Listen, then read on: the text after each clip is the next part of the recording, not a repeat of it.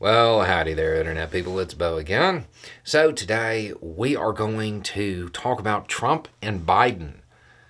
And we're going to go over some polling. Now, keep in mind, polling this early on, most of it is completely irrelevant. It does not matter. Most polling at this point is really measuring enthusiasm for the candidate in the primary. That's really what it's measuring, and it's not a great indicator of how somebody's going to do in the general. So at this point, I tend to ignore it. However, there is one aspect of it that tends to kind of hold true, and we're going to look at that for a second. And it was something that I definitely underestimated in 2016. And that's not the enthusiasm for a candidate. It's the enthusiasm against a candidate. Negative voter turnout. It's one of those things that doesn't get it doesn't really get acknowledged enough in polling, and it's one of those things that leads to unlikely voters, which is frankly something that's been shaping elections lately. So, we're not going to be looking at numbers of people who have said, I'm definitely going to vote for this person. We're going to be looking at numbers for people who said, I'm definitely not voting for this person. Okay, so we will start with Biden. 11% said they probably won't vote for Biden. 43% said they definitely won't vote for Biden. That's a total of 54%. That's bad. Okay, that is a lot of enthusiasm against the candidate. But what you really need to look at is the definitely won't. 43%. Those numbers really don't seem to change.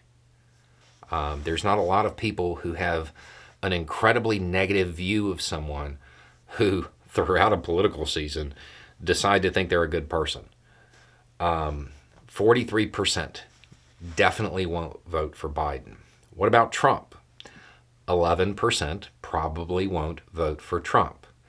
53% definitely won't vote for Trump. That's a total of 64%. But the part you need to look at is the 53. The enthusiasm against Trump, people saying they will definitely not vote for him, is more than half the country. That's going to be really hard to overcome. Now, with Biden, I mean, that's still not good. I mean, let's be clear.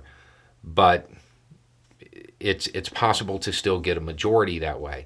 Interestingly enough, it would, I mean, if you kind of factor it out, it looks almost like a replay of last time. The 11% on both sides that probably wouldn't vote for them, my guess is that those are members of their party who don't like them but know deep down when the time comes, they will, they don't want to be a rhino. So they'll vote Republican, or they will vote blue no matter who. And they will support their party even if they don't like their candidate. That's what I'm guessing that 11% is. But if you are starting off with 53% definitely won't vote for you, it's going to be really hard to win the election. And it's worth noting that this polling was from before the stuff in Georgia.